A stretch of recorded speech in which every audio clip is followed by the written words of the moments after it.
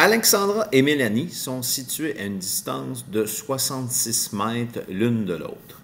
Mélanie voit la cime d'un arbre avec un angle d'élévation de 32, alors qu'Alexandra le voit avec un angle d'élévation de 28 degrés. Détermine la hauteur de l'arbre, sachant que les yeux se situent à 1,60 m du sol.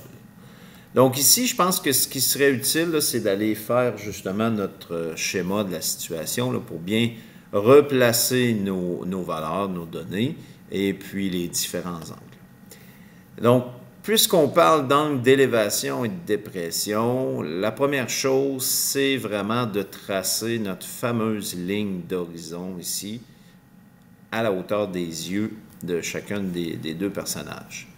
Et là, on nous dit que, justement, la hauteur des yeux ici là, est de 1,6 m. Quand on fait nos lignes de visée, donc on part justement des yeux de la personne et puis on vient viser justement le haut de l'arbre. Donc, ici, donc on vient viser la cime de l'arbre pour la première personne et l'autre, juste ici. Donc, on vient viser le haut de l'arbre, comme c'est ici. Donc, Alexandra et Mélanie, donc on va venir placer, bon, plus que Mélanie ici avait un angle un peu plus élevé, ce ne sera pas bien grave, là, même si notre schéma n'est pas obligatoire. Donc, 32 degrés ici, donc on va placer Mélanie ici, avec le 32 degrés. Et on va placer Alexandra juste ici, avec un angle d'élévation de 28 degrés. Juste ici. On sait que la distance qui sépare l'une de l'autre est de 66, donc on a 66 mètres entre les deux personnes. Ce qui va se traduire ici comme le côté de ce fameux triangle qui est en train de se tracer. Et nous, ce qu'on cherche à savoir, justement, c'est la hauteur de l'arbre. Donc, la hauteur de l'arbre, on veut avoir là, tout ça ici.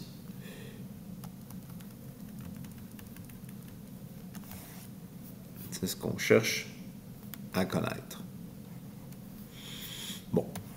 Là, on a fait notre schéma, on a placé nos dimensions. Donc, on va aller regarder un peu la situation. Donc, on vient de former un triangle ici. Je vais aller mettre S ici là, pour avoir une troisième lettre, là, donc pour le sommet de l'arbre. Donc, mettre S ici. Donc, on repère un triangle. Je connais un côté, je connais deux angles. Le triangle n'est pas rectangle, donc probablement que la loi des sines va nous aider à faire ce problème.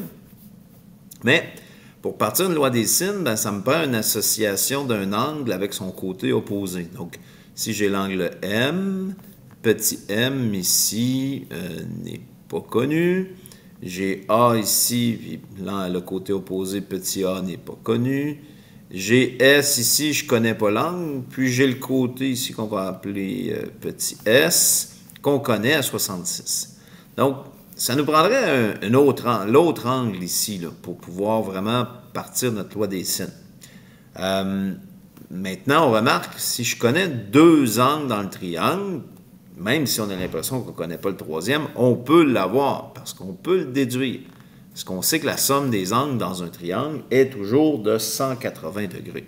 Donc, avoir cet angle-là permettrait d'associer l'angle avec le côté de 66 ici et permettrait certainement de pouvoir travailler avec notre loi des sines. Donc, c'est ce qu'on va commencer. On va aller chercher la mesure de l'angle M. La mesure, j'ai oublié de mettre mon M ici, mesure de l'angle MSA.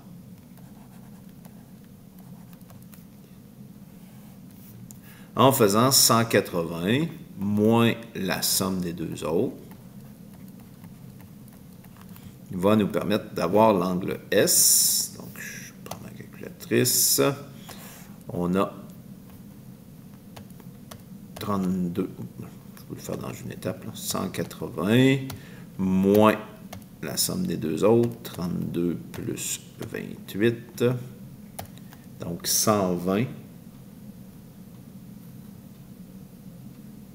120 degrés ici. Je ne me suis pas trompé. 180, 32, 28. C'est-tu bien ça? 32, 28, c'est correct. Donc, 180 moins 32 plus 28, ça fait 120 degrés. Donc, on a 120 degrés ici au sommet de mon triangle. Donc, 120 ici. À partir de là, on va pouvoir travailler la loi des sines pour pouvoir trouver un des côtés qui sont ici. Bon. Si je peux trouver un des côtés qui sont ici, ben, il faut se rendre compte que on va pouvoir, après ça, parce que la hauteur ici forme un triangle rectangle. Hein? Donc, si je connais ce côté-là ou ce côté-là, je vais pouvoir justement travailler pour trouver ma hauteur. Mais bon, on avance, là, des fois, c'est pas toujours clair au départ où est-ce qu'on peut atterrir avec ça. Donc, il faut avoir le courage de trouver des mesures. Donc, on va aller trouver, par exemple, la mesure de SA ici. On pourrait trouver la mesure de SA ici, donc le petit m. Mais on pourrait trouver la mesure de SM aussi, peu importe. Donc, moi, je vais aller trouver ma mesure M ici. Donc, en deuxième étape, on va aller trouver la mesure du côté SA. Pour ça, ben, je vais exploiter justement ma loi des sines. Donc, j'ai mon sinus de l'angle M sur petit m est égal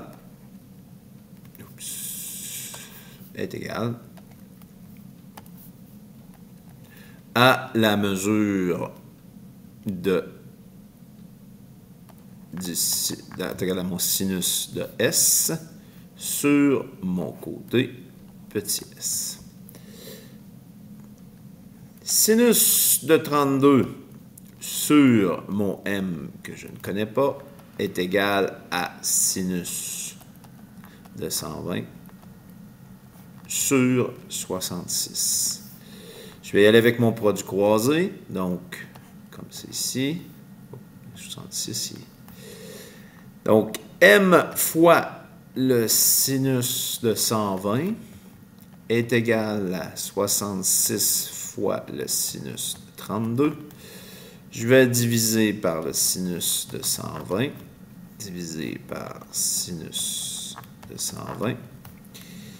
M est égal à, on va aller faire mon calcul, 66 fois le sinus de 32, divisé par sinus de 120, 40,38. Donc, 40,38. Ici, mètres. Donc, ici, mon côté mesure 40,38 mètres. Bon, là, on va dire, bon, on s'en va où avec tout ça? Ben, ici, je vois un triangle rectangle. Pourquoi un triangle rectangle? Ben parce que ma hauteur ici de mon arbre est partie du sommet, donc de la cime de l'arbre, jusqu'au bas ici, forme un angle droit avec le sol, mais aussi avec ma ligne d'horizon qui est ici. Donc, je me retrouve avec un triangle rectangle.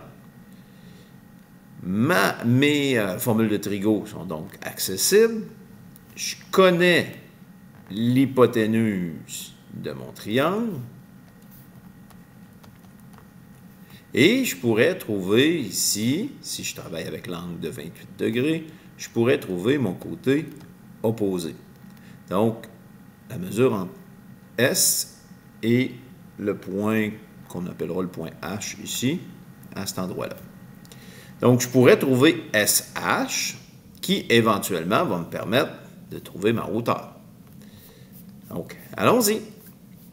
Je vais trouver la mesure de SH.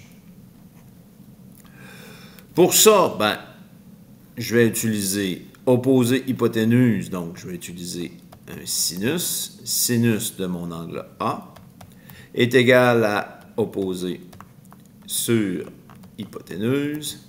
Donc, sinus de 28 est égal à opposé que je ne connais pas sur hypoténuse qui est 40,38. Je multiplie, je mets ça sur 1 et je fais un produit croisé. Donc, mon côté opposé est égal à 40 fois 40,38 fois le sin de 28. Je ressors ma calculatrice. Donc, 40,38 fois le sin de 28. Toujours que ma calculatrice doit être en degrés. Donc, 18,95 pour mon côté opposé. 0,95, 96, hein, si on arrondit. Donc, 18,96. 16? 16. J'écris 13, mais c'est 16.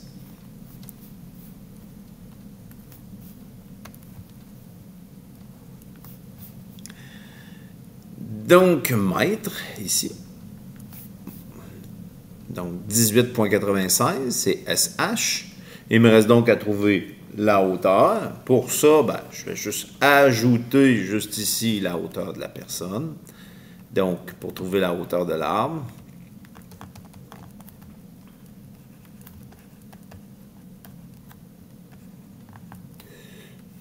je vais prendre mon 18,96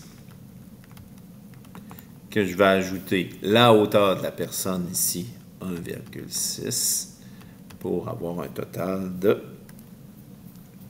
plus 18,96 plus la grandeur de la personne, 1,6, 20,56 mètres pour notre arbre.